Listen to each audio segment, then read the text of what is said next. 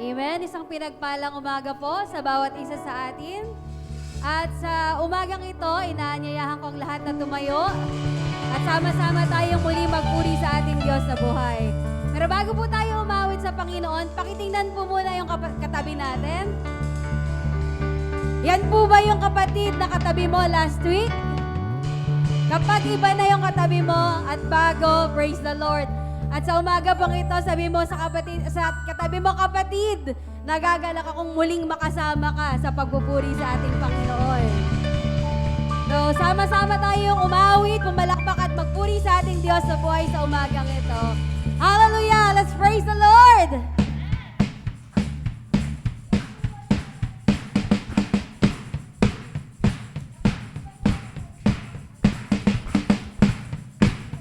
Hallelujah!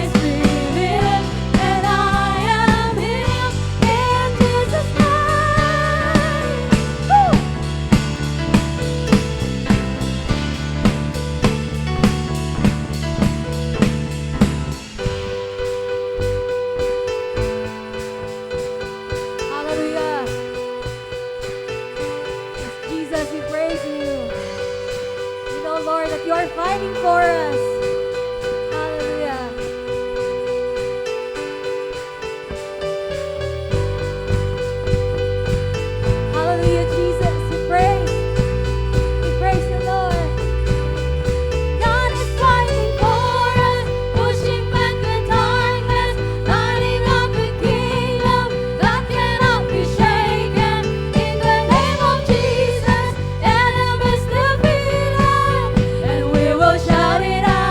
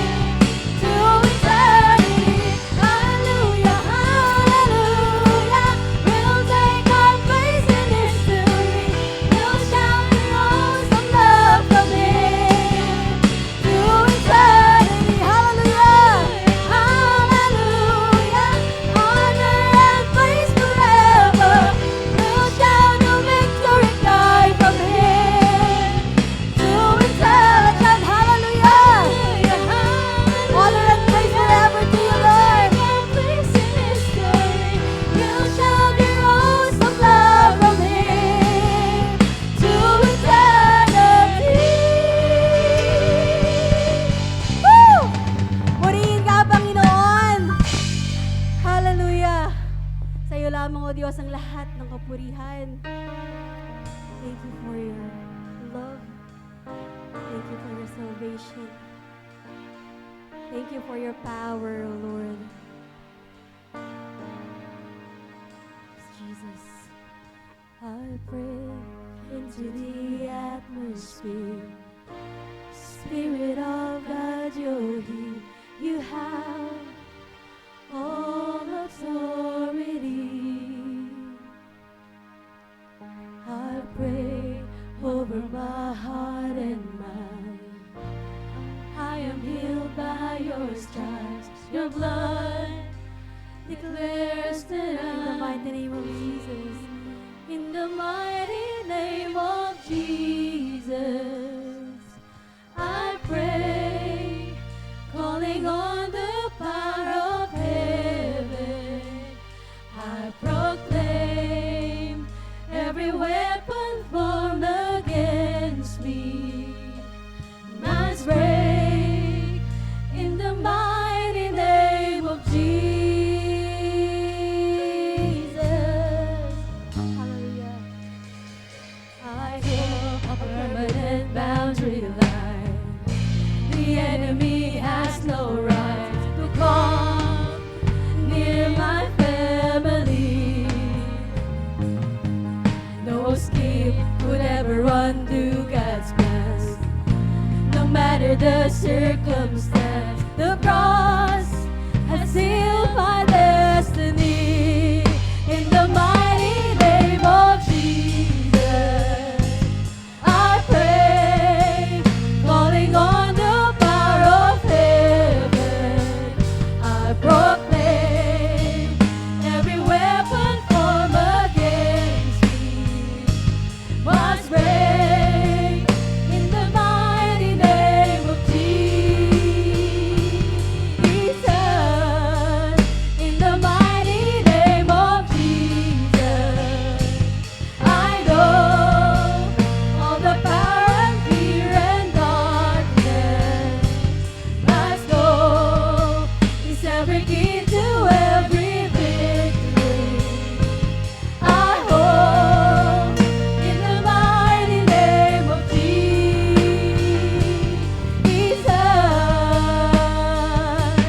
I will not fear, I will not fear when the enemy comes near.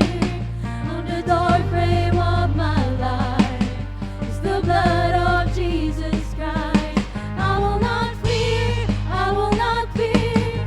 There's an army of angels here. I'm protected on all sides by the blood of Jesus Christ. I will not fear, I will not fear when the enemy comes near. On the doorframe of my life is the blood of Jesus Christ. I will not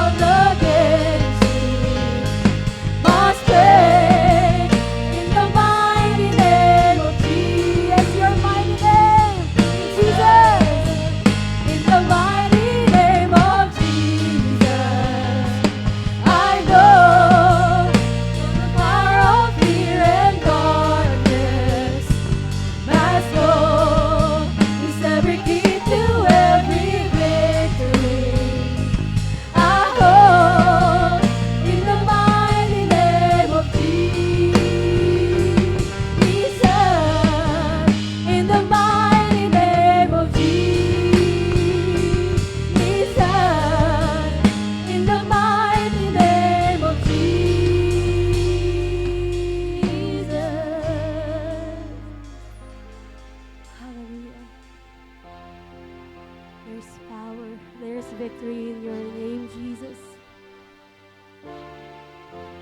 Thank you, Lord God, for always fighting for us. Hallelujah. Yes, you have overcome this world, oh God.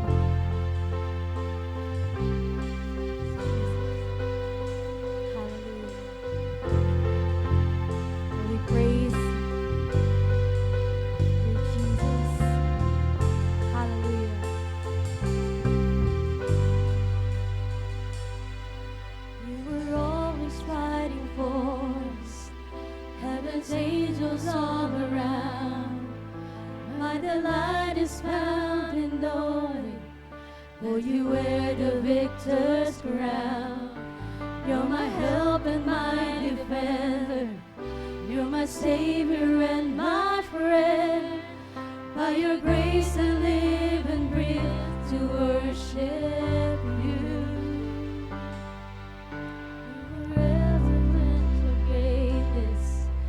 In your name I will bow down.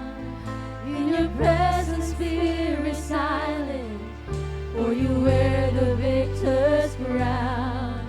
Let your glory fill this temple. Let your power overflow.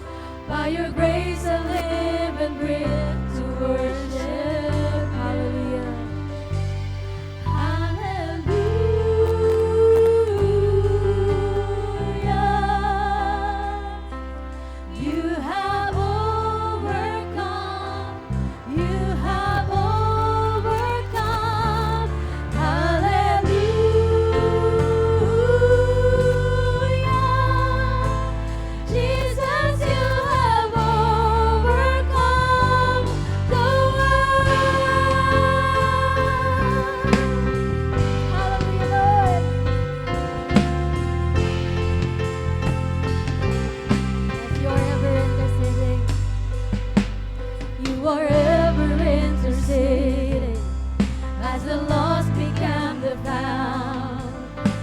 Never be defeated, for you wear the victor's crown.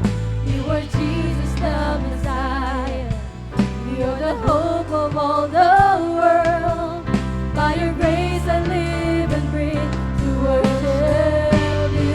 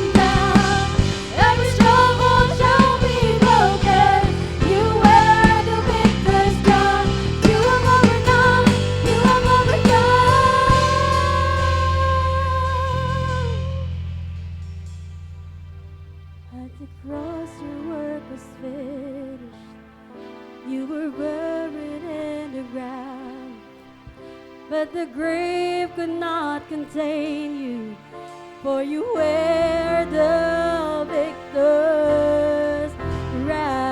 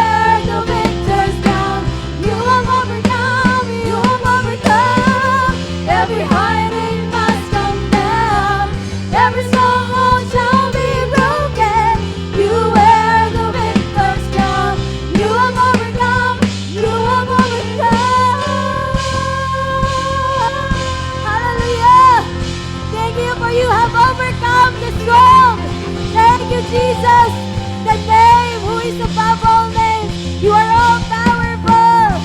You are magnificent. Hallelujah. Oh, we praise the Lord.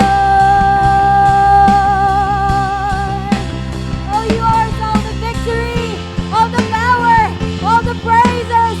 We adore you, Lord. Thank you for coming to our lives. Thank you for your salvation, oh God. Oh, we thank you, Lord. Praise you, Jesus. Thank you for your power.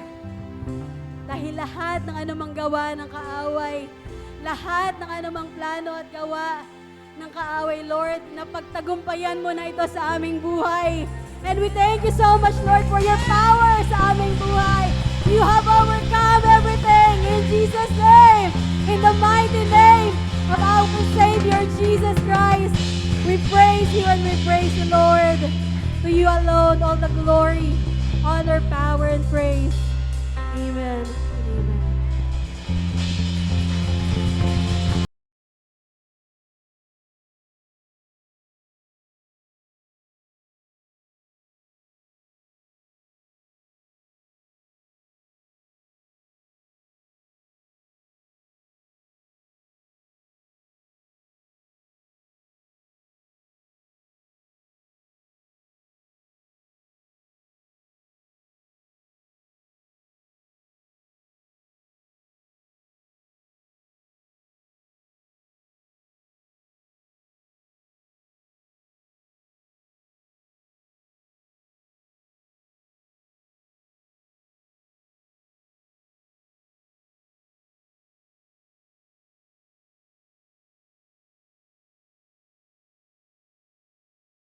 To Lord. Kaya the victory is ours because the Lord overcomes all. Hallelujah. So isang mapagpalang umaga sa bawat isa sa atin. Kumusta po kayo? Pwede bang harapin mo yung nandun sa, yung tabi mo? Yung pwede mong harapin. Sabihin mo sa kanya, nagagalak ako at nandito ka ngayon. Sabihin mo sa kanya. Praise the Lord. Yan. So isang kagalakan po ang makita ang bawat isa sa atin sa umagang ito. Ano po? Ito ay tunay na biyaya ng Panginoon sa atin. At dahil kung hindi sa Kanya, alam ko na wala tayo ngayong oras na ito.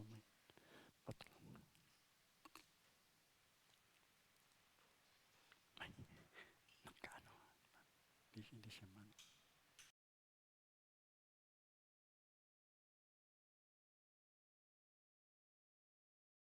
At maging ang aming mga tagapakinig sa online, binabati din namin kayo. Kami dito sa Cubao ay binabati namin kayo ng isang mapagpalang umaga sa inyong mga tahanan. So today, our sermon is taken from the book of 1 Peter chapter 1 and 2 and is entitled Following Christ's Steps, which is taken in chapter 2, verse 21. So if you have your Bible, let us read 1 Peter chapter 2, 21 all together. May I ask everyone to stand? Tayo po, lahat po tayo ay tatayo at magbabasa ng salita ng Panginoon. First, let us read in Tagalog. And for the sake of our online viewer, baka mayroon nanonood sa atin na hindi nakakaintindi ng Tagalog, so babasahin din natin iyan sa English. Sabi po sa 1 Peter chapter 2 verse 21, tayo po ay lahat magbasa, ang pagtitiis ng hirap ay bahagi ng pagkatawag sa inyo ng Diyos. Sapagkat nang si Kristo ay magtiis para sa inyo, nag-iwan siya sa inyo ng isang halimbawa na dapat ninyong lubos tularan. For God called you to do good, even if it means sufferings. Just as Christ suffered for you, He is your example, and you must follow in His steps. The Lord bless the reading of His Word. Panginoon, maraming salamat po sa pagkabasa ng iyong mga salita sa umagang ito. Lord, salamat po Panginoon sa mga pagpapala na dulot nito sa bawat isa sa amin na makikinig sa umagang ito. Panginoon, dalangin ko na pagpalain mo, O Diyos, ang bawat isa na makikinig ng iyong mga salita. Father, we commit unto you the preaching of your words today. And we ask, O Lord God, that you bless your servant, Lord. Gamitin mo siya kalugod-lugod at katanggap-tanggap sa inyo, Lord, in the power of the Holy Spirit. Because I am nothing, Lord, apart from you. Lord, pagpalain mo po ang bawat isa sa lahat, Panginoon, ng makakarinig ng tinig ng iyong lingkod sa umagang ito, O Diyos. Lubos mong pagpalain ng kanilang mga buhay. Maraming salamat, Panginoon. Punuin mo ng kagalakan ng aming mga puso, O Diyos, sa aming pakikinig ng iyong mga salita. Maraming salamat din, Panginoon, sa mga kapatiran po namin na nakasama po namin sa umagang ito. Maging po yung mga kapatid po namin na hindi po namin nakikita noon. Mga kapatid po namin sa ibang lugar, Panginoon. Maraming salamat po, maging po yung mga kapatid po namin na ibinalik mo, Panginoon, na ligtas, Panginoon, dito sa Manila, magmula sa kanila pong pagpunta sa probinsya, Panginoon. Maraming salamat, O Diyos. Ang lahat ng ito, Panginoon, ay dalangin namin sa pangalan ng aming Panginoong Hesus. Amen at amen. Tayo po ay umupo. Maraming salamat po. Para po sa lahat ng mga disipulo ng ating Panginoong Jesucristo, our main goal in life should be to follow the Lord's steps. Ano po? To be like Him. Dahil ito talaga yung nais niya para sa bawat isa sa atin, dahil po ang ating Panginoong Jesucristo, He has to present to Himself a glorious church or bride without blemish. So yun po yung layunin ng ating Panginoong Jesucristo, na kapag tayo po ay kinuha na niya sa mundong ito,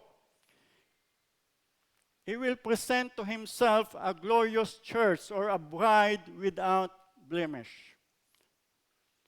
So He set an example for us to follow. Alam niyo po, almost half that is written in the New Testament is about Him.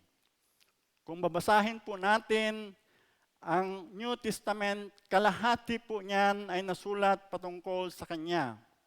The Scriptures serves as our map to follow His example.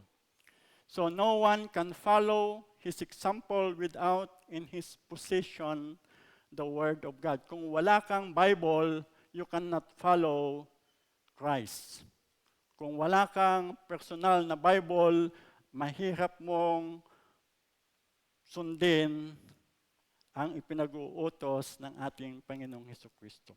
At hindi lang po yan. We need to intentionally read and appropriate the Scripture to follow Him.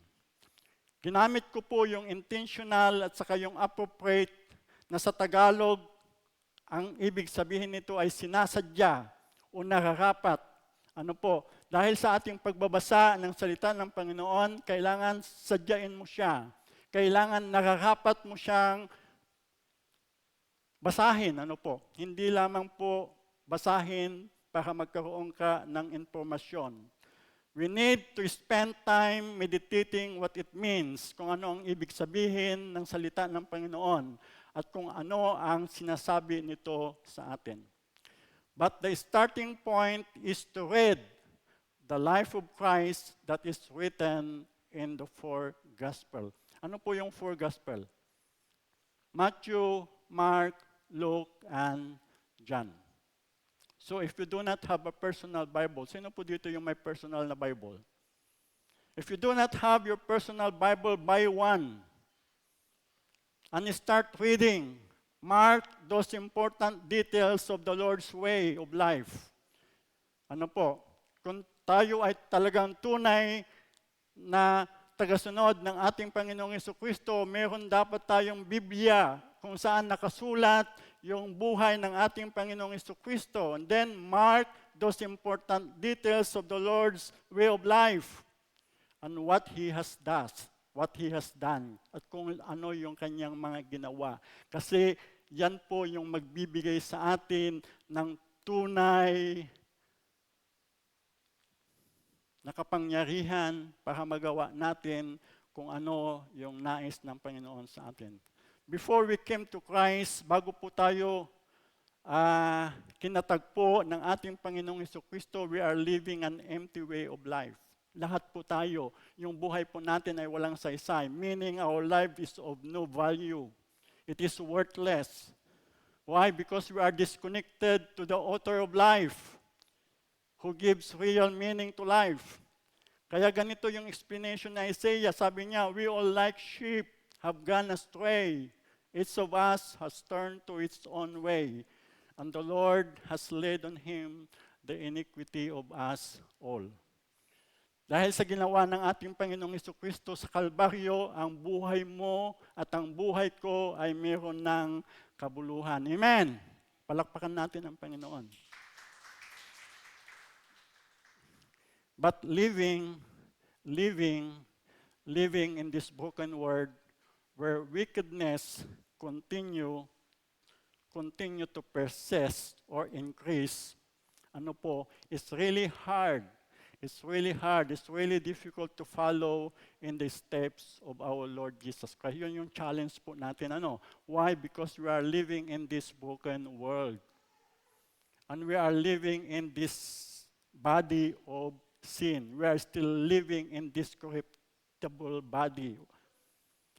Kaya yung pagsunod sa halimbawa na iniwan ng ating Panginoong Jesucristo ay talagang we have to struggle, napakahalaga dahil ito yung magdadala sa atin ng katagumpayan sa ating hakbangin patungo sa buhay na walang hanggan. Sabi ni Apostol Pablo sa atin, we are running the race. Lahat po tayo ay sa kasalukuyan tumatakbo patungo doon sa buhay na walang hanggan. And if we do not run the race with our eyes fixed on Jesus, baka po maligaw tayo and we end up to the wrong way. Kaya mahalaga po na sundan po natin yung buhay ng ating Panginoong Jesucristo. Hindi lamang si Apostol Pedro o na apostol ng mga Hudyo, kundi maging si Apostol Pablo na ating apostol, ito din po yung idiniin niya sa kanyang mga sulat sa mga mananampalataya doon sa Korinto. That they should follow the example of Christ. Makikita po natin yan, mababasa po natin yan sa 1 Corinthians chapter 4, 16 and in chapter 11, verse 1. Pero dito tayo sa 1 Peter, dito tayo sa sulat ni Apostol Pedro magfo-focus. So pag-aralan po natin yung mga sinulat po ni Apostol Pedro. So bilang pambungad ni Apostol Pedro dito para ma-encourage po tayo na sumunod sa yapak ng ating Panginoong Jesucristo, makikita natin dito na inumpisahan po ni Apostol Pedro yung paglalahad tungkol sa ginawang pagpapakasakit ng ating Panginoong Jesucristo doon sa cross ng Kalbaryo. Doon po niya inumpisahan yung kanyang sulat. To encourage us na sumunod tayo doon sa buhay na ipinakita ng ating Panginoong Jesucristo dito sa atin habang siya ay nandito sa lupa. Alam niyo po, lahat ng biyaya ng Diyos ay nakamtan natin bunga ng sakripisyo na ginawa ng ating Panginoong Jesucristo. Amen. Lahat po ng mga pagpapala na meron tayo ay nakamtan po natin dahil po sa ginawang sakripisyo ng ating Panginoong Jesucristo doon sa cross ng Kalbaryo. Lahat po ng pagpapala ay yan ay bunga po ng ginawa ng ating Panginoong Jesucristo na ginawa doon sa cross ng Kalbaryo. Kaya dito sa 1 Peter, inumpisahan ni Apostol Pedro dito sa 1 Peter na ilahad sa atin yung ginawa ng ating Panginoong Jesucristo. Though hindi na po ito bago sa atin, Pero kailangan paulit-ulit, napakahalaga po na paulit-ulit na ilahad po ito sa atin. Ano po, yung ginawa ng ating Panginoong Hesukristo. Kailangan everyday pinapasalamatan po natin ang Diyos dahil po sa ginawa ng ating Panginoong Hesukristo sa atin. Sabi niya doon sa 1 Peter chapter 1, beginning from verse 3 hanggang 5, sabi niya sa Tagalog, pasalamatan natin ang Diyos at Ama ng ating Panginoong Hesukristo dahil sa laki ng habag niya sa atin, tayo'y binigyan niya ng isang panibagong buhay sa pamamagitan ng muling pagkabuhay ni Hesukristo. Ito ang nagbigay sa atin ng isang buhay na pag-asa na magmamana tayo ng kayamanang di masisira, walang kapintasan, at di kukupas na inihanda ng Diyos sa langit para sa inyo. Sa pamamagitan ng iyong pananampalataya, iningatan kayo ng kapangyarihan ng Diyos habang hinihintay ninyo ang kaligtasang nakahandang ihayag sa katapusan ng panahon. So nakita po natin yung mga napakagandang mga bagay na nakamtan natin, bunga ng pagpapakasakit ng ating Panginoong Hesukristo doon sa cross ng Kalbaryo. Bagong buhay at pangako ng buhay na walang hanggan ang ating nakamtan. Sabihin mo sa iyong katabi, bagong buhay. Pangako ng buhay na walang hanggan ang iyong nakamtan. Sinong makapagbibigay niyan sa atin? Also in 1 Peter chapter 2,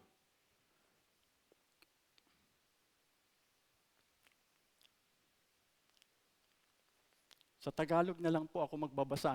Doon nilagay ko lahat pati yung English doon. Pero baka umaba po yung pagbabasa natin ng salita ng Panginoon po. So sa Tagalog na lang tayo magbabasa. So ganun din po doon sa unang Pedro chapter 2 verse 9 to 10. Ganito din ang pagkasabi dito. Ngunit kayo ay isang lahing pinili, mga mahalikang pari, isang bansang hinirang, bayang pag-aari ng Diyos. Pinili upang maghayag ng mga kahangahangang ginawa niya, siya ang tumawag sa inyo mula sa kadiliman patungo sa kanyang kahangahangang kaliwanagan. Kayo'y hindi bayan ng Diyos noon. Ngunit ngayon, kayo'y bayang hinirang niya. Noon ay hindi kayo nakatanggap ng habag, ngunit ngayo'y tumanggap na kayo ng kanyang habag.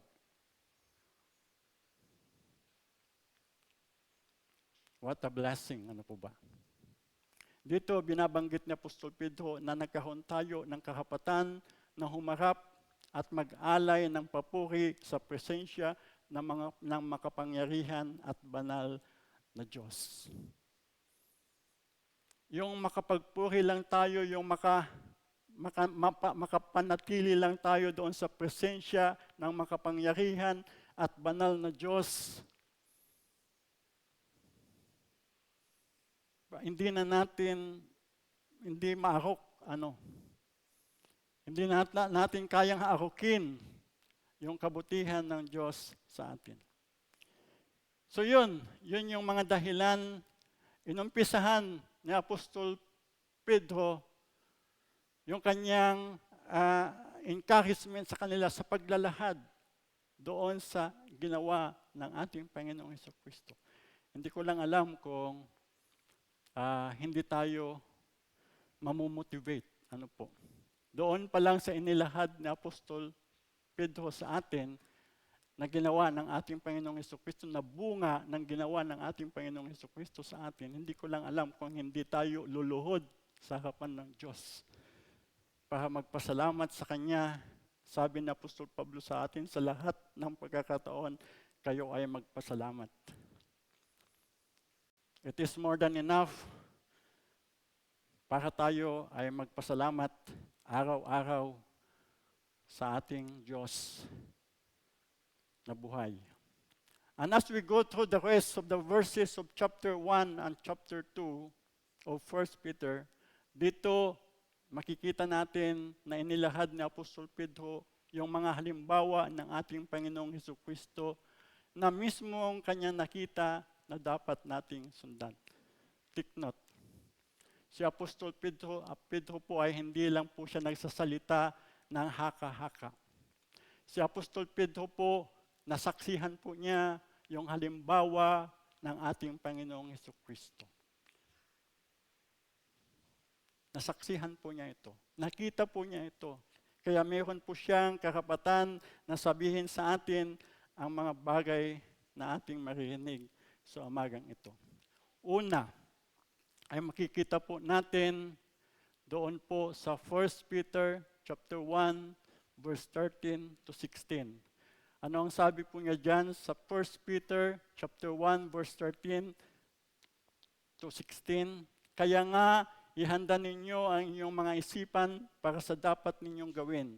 Maging mahinaon kayo at lubos na umasa sa pagpapalang tatamuhin ninyo kapag nahayag na si Hesukristo. Bilang masunuring mga anak, huwag kayong umayon sa masasamang pagnanasa tulad ng ginawa ninyo noong kayo'y wala pang tunay na pagkaunawa. Dahil ang Diyos na pumili sa inyo ay banal, dapat din kayong magpakabanal sa lahat ng inyong ginagawa. Sapagkat nasusulat, magpakabanal kayo sapagkat ako'y banal. Sabi po niya dyan, ano po?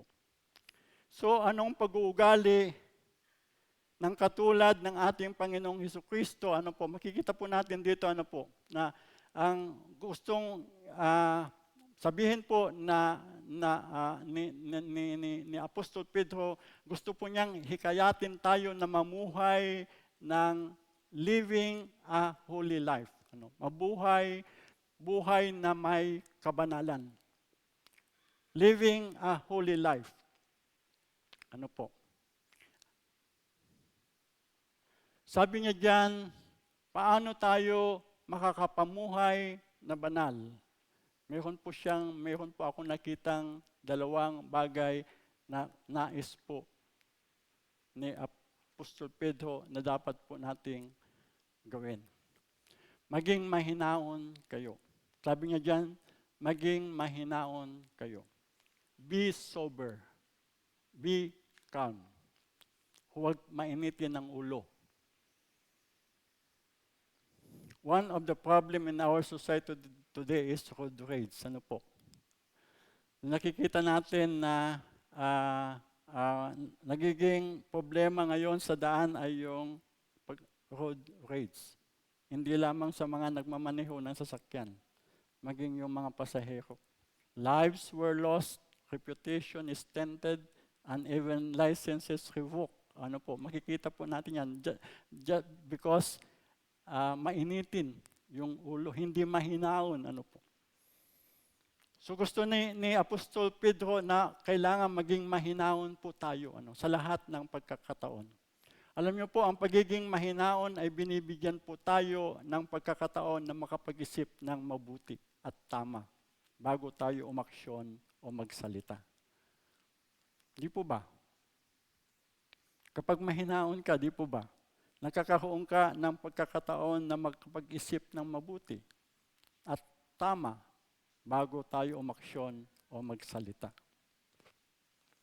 Nakita ni Apostol Pedro kung paano naging mahinaon ng ating Panginoong Hesukristo. Sa pagharap niya sa mga tao, ano po? Nakita na ni Apostol Pedro yung pagiging mahinaon ng ating Panginoong Hesukristo. Sa pagharap niya sa mga tao, lalo na sa mga religious leaders, ano po? And even when he was angry, kahit pag siya ay galit, pag galit ang ating Panginoong Hesukristo, nananatili siyang mahinaon, di po ba? Bakit? Kasi yung judgment niya ay palaging tama, ano po? Yung judgment ng ating Panginoong Hesukristo ay palaging tama. So ito yung isang bagay na nakita ni Apostol Pedro sa ating Panginoong Hesukristo.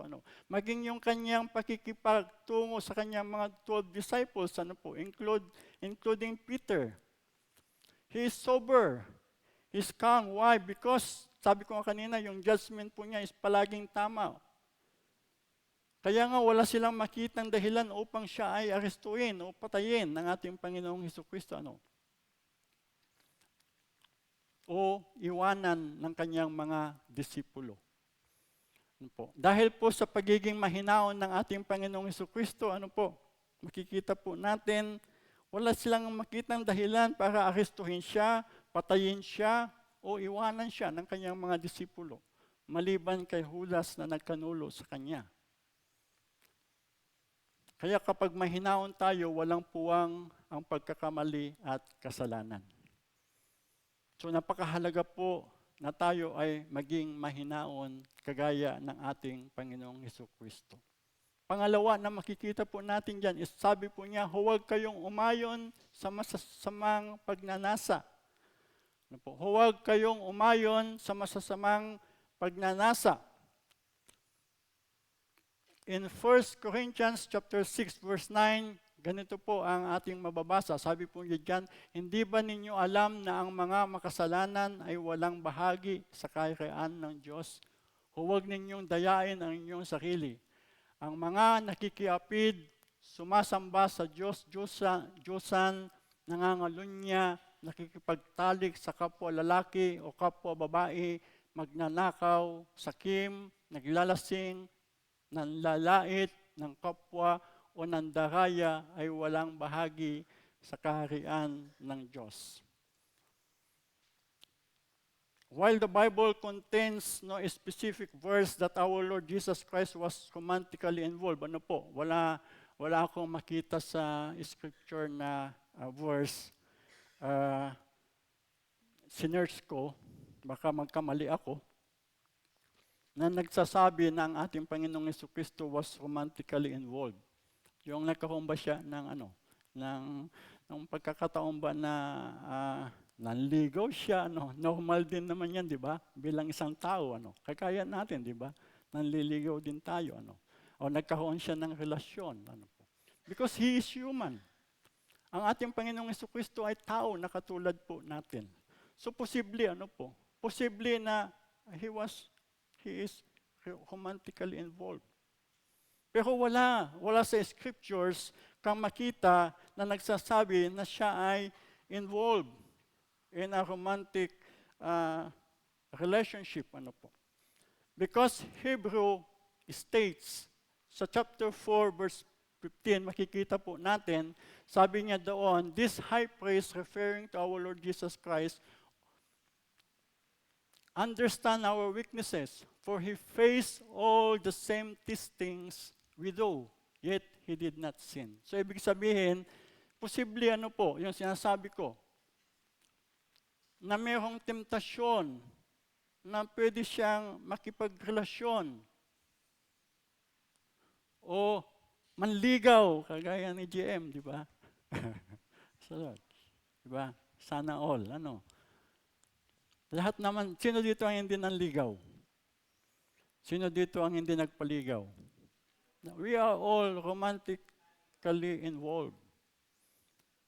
So posible din ang ating Panginoong Hesukristo, but sabi niya, He was, in all points, He was tempted as we are, yet without sin.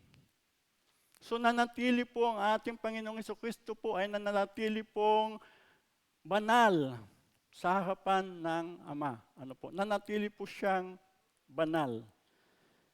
But Pastor, it is impossible to be holy.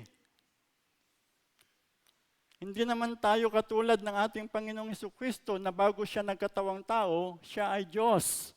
Di ba? Yes, I know. Alam ko po yan. It is impossible not to commit a sin. Especially when we scroll our Facebook account, when we scroll our YouTube account, almost every day we fall short. We commit sins in our words. We commit sins in our actions, in our thoughts. But I tell you that God is faithful. God is faithful. Anong sabi po niya doon sa 1 John chapter 1 verse 9? But if we confess our sins, He is faithful and just and will forgive us our sins and purify us from all unrighteousness. Ngunit dapat nating tandaan, na kung tunay tayo na tagasunod ni Kristo, hindi tayo dapat namumuhay sa pagkakasala. Nagkakasala tayo. Pero bilang tunay na tagasunod ni Kristo, hindi na tayo dapat namumuhay sa pagkakasala. Also, Apostle Paul found it impossible not to commit sin. Maging si Apostle Pablo, okay, he struggled. Nag-struggle siya about sin. He admitted that he has weaknesses. And this might be the reason kung bakit si Apostol Pablo sa kanyang sulat po sa chapter 11 verse 1 sa mga taga-Korinto, sabi niya, "Follow me as I follow the example of Christ." Yun ang sabi po niya. Pwede naman niyang sabihin na follow the example of Christ. Di po ba? Dahil, because to some, it is impossible to follow the example of Christ, who is perfect and without sin. Nakuha po natin?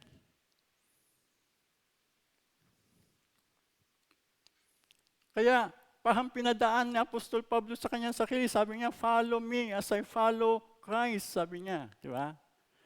Pwede naman niyang sabihin, "Follow the example of Christ."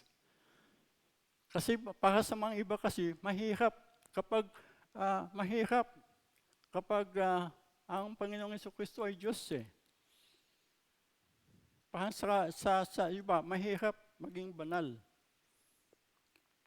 But what we need to do is to follow the example, the Lord's example of humility. Yun po yung dapat natin gawin. We need to follow the Lord's example of humility. That when we commit sin, we immediately humble ourselves to the Lord and ask for forgiveness. Wag nang matigas yung ulo, kapag nakagawa tayo ng kasalanan, wag na po tayong mataas. Wag nang matigas ng ulo, We immediately go to the Lord and ask for His forgiveness. With humility, with a humble heart. Then He will purify us from all our sins to be holy in His sight. You can live a holy life before the Lord. 2 Chronicles chapter 7 verse 14 tells us that even though we are God's people, we still commit sins. But when we humble ourselves to God, and He will forgive our sins to be holy in His sight. Para maging banal sa harapan ng Diyos. So kasunod ng pamumuhay ng may kabanalan ay nais din ni Apostol Pedro na mamuhay tayo ng may pag-ibig sa isa't isa. Pangalawa, living in love with fellow believers. 1 Peter chapter 1 verse 22. Ngayon, nalinis na ninyo ang inyong mga sarili sa pamamagitan ng inyong pagsunod sa katotohanan at naghahari na sa inyo ang tapat na pagmamahal sa mga kapatid, kaya maalab at taos-puso kayong magmahalan. Isang katotohanan ang hindi po natin pwedeng tanggihan dito sa nakita natin na sinulat ni Apostol Pedro. Sa pagtanggap po natin sa ating Panginoong Hesukristo, sabi po niya diyan ay naghahari na sa atin ang tapat na pagmamahal ng Diyos.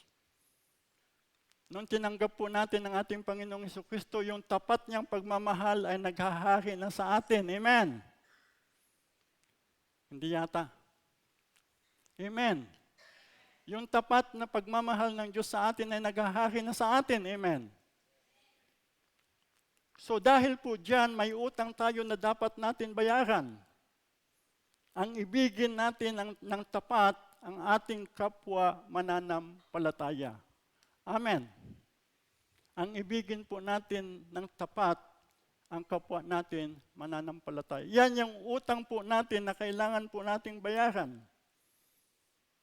Dahil yung pag-ibig ng Diyos ay nasa atin. Sorry to see this. Kapag hindi mo kayang umibig ng tapat sa iyong kapatid na sa pananampalataya, kailangan mong suriin ng mabuti ang iyong sarili kung totoo kang disipulo ni Kristo. O nagpapanggap lang. In John chapter 13, verse 34, sabi niya, "So now I am giving you a new commandment, love each other just as I have loved you. You should love each other. Also in 1 John chapter 4 verse 20, if someone says, I love God, but hates a fellow believer, that person is a liar. For if we don't love people we can see, how can we love God whom we cannot see? It is not a request, but a command that we have to love one another as the Lord loves us. Ano bang halimbawa ang ipinakita ng ating Panginoong Hesukristo na kanyang iniwan na kailangan po nating tularan? Ano po yung makita natin na ginawa ng ating Panginoong Hesukristo para ipakita po niya yung pag-ibig niya na kailangan po nating tularan? Hinugasan niya ang paa ng kanyang 12 disipulo. Mababasa po natin yan sa John chapter 13. Kahit si Judas na nagkanulo sa kanya, hinugasan niya ang kanyang paa. Peter was an eyewitness of the washing of their feet by the Lord. Peter rejected it first because he does not understand why Jesus had to wash their feet. For he knew it was an undertaking that only a slave will do for his master. Yung paghuhugas po ng paa ay gawain lang po ng isang slaves sa kanyang master. And Jesus was his rabbi. Ang ating Panginoong Hesukristo, rabbi siya sa kanila. Bakit siya ang kailangang maghugas ng kanilang mga paa? Hindi ba dapat sila ang maghugas sa paa ng ating Panginoong Hesukristo? But Jesus said to Peter, sabi niya, unless I wash you, you have no part with me. Brethren, if we do not love one another deeply with all our hearts, we do not belong to Jesus. Kung hindi po natin kayang ibigin ang ating kapatid sa pananampalataya ng buong puso, we do not belong to Jesus. Jesus said in chapter 15 of chapter 13, sabi niya, I have set you an example that you should do as I have done for you. Ang ginawang ito ng ating Panginoong Hesukristo ay hindi lamang po tungkol sa pagpapakumbaba sa isa't isa, kundi itinuturo din sa atin na hindi natin dapat ikinahihiya ang bawat isa. Lalong-lalo na kapag ang isa ay nakagawa ng kasalanan. Instead, we watch each other's soul. We are each other's keeper. We are brother's keeper. Amen. We are sister's keeper. We teach, we rebuke, we correct each other with love, para walang mapahamak ni isa sa atin. We do not isolate each other, but we embrace each other. Hindi po natin ini-isolate yung bawat isa sa atin, lalong-lalo na kapag sila ay may nagawang hindi maganda, but we embrace each other. Remember that God loves us deeply while we are still sinners. Ipinakita ng dakilang pag-ibig ng Diyos sa atin noong tayo pa ay makasalanan. Lastly, living in submission to those in authority.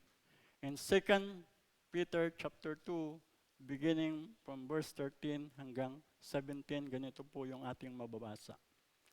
Alang-alang sa Panginoon, pasakop kayo sa lahat ng may kapangyarihan sa bayan, sa emperador na siyang pinakamataas na kapangyarihan, at sa mga gobernador na isinugo niya upang magparusa sa mga gumagawa ng masama at magparangal sa mga gumagawa ng mabuti.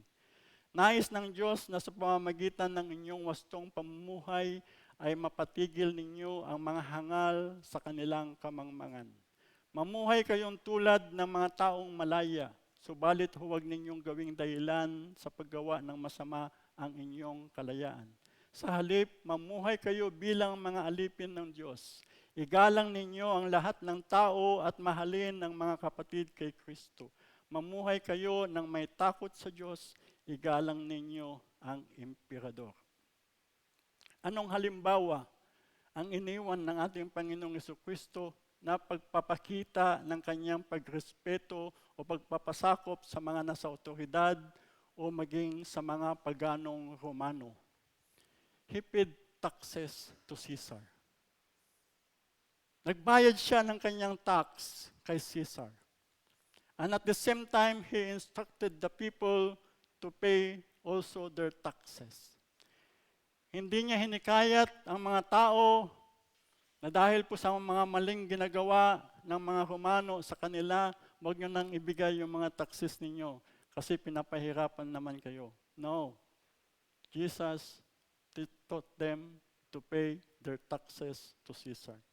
In Mark chapter 12, verse 17, sabi niya, give back to Caesar what is Caesar's and to God what is God's. Ang ating Panginoong Jesucristo ay tunay na ehemplo. He walked the talk. Kung ano yung sinasabi niya, ginagawa niya. Dahil sa kaganapan po sa ating bansa, lalong-lalo sa korupsyon, minsan sa isip pa lang, ayaw na natin sundin o magbayad ng ating mga buwis. O baka napipilitan na tayong magbayad ng buwis dahil napupunta lang naman sa kung saan-saan ang pirang ibinayad natin. O ninyo, mga kabataan, mga kabataan, baka iniisip ninyong huwag na kayong magbayad ng taxes kasi kinukurakot lang naman ang inyong ibinabayad. Sa mga may negosyo, nagbabayad din kayo ng mga taxes ninyo. Sa mga maari-arian po natin, binabayaran natin iyan. Pero ito nga ba ang tama na dapat nating ipamuhay bilang mga tagasunod ng ating Panginoong Jesucristo? Kung napakinggan natin ng tama ang salita ng Panginoon sa oras na ito, this is not the way to resolve the wrongdoings of our leaders. Hindi po sa ganitong paraan mariresolba yung mga ginagawang hindi maganda ng ating mga leaders. But submission to the teaching of the Lord. Live in submission to those who are in authority. Kapag suklian natin ng masama ang ginagawa nilang masama, lalo silang magpapakasama. At mananatili silang mangmang sa katotohanan. Patuloy na magiging kawawa ang ating bansang Pilipinas. But when we overcome evil with good and live our honorable lives in the midst of the unbelievers, despite of their wrongdoings, then God will do the impossible. They will open their eyes. God will open their eyes and understanding to know the truth that will set them free.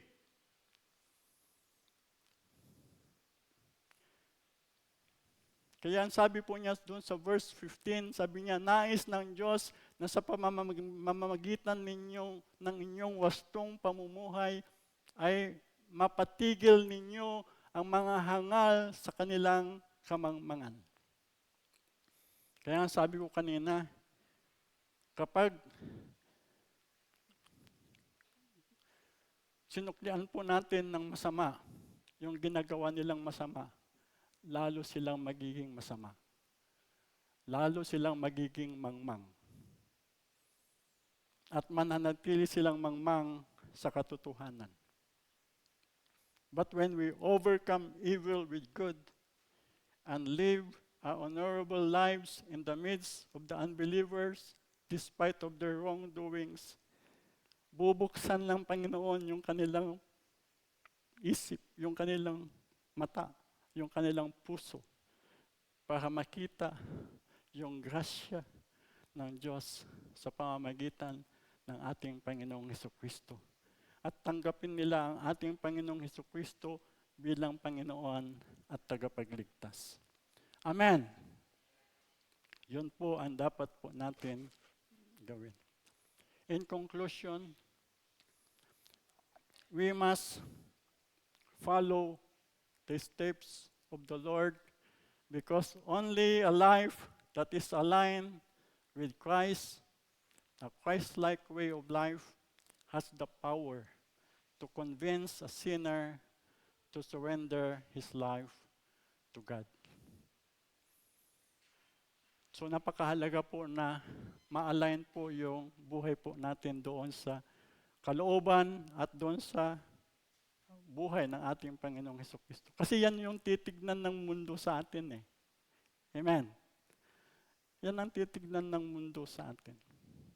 Tayo nga ba ay namumuhay na katulad ng ating Panginoong Hesukristo? Our lives boldly speak the Word of God. Our lives speak louder than words. Pagpalain tayo ng Panginoon. Panginoon, maraming salamat po sa umagang ito. Pinupuri ka namin, tinataas ka namin, dinadakila ka namin, Panginoon, sa inyong mga buhay na salita sa umagang ito. Panginoon, patuloy mo na turuan kami. As we continue, O Lord God, to meditate, Lord, your words that was spoken this morning. Panginoon, bigyan mo kami, Panginoon, ng puso na madaling turuan. Puso na mapagpakumbaba sa iyo. Puso, Panginoon, na nagnanais, Panginoon, na hanapin ang iyong kalooban. Puso, Panginoon, na gustong sumunod sa yapak ng aming Panginoong Hesukristo. Maraming salamat, Panginoon, sa umagang ito. Pinupuri ka namin, itinataas ka namin, at dinadakila ka namin. Sa pangalan ng aming Panginoong Hesus, ito po ang aming samo, dalangin at ang lahat ay magsabi ng Amen.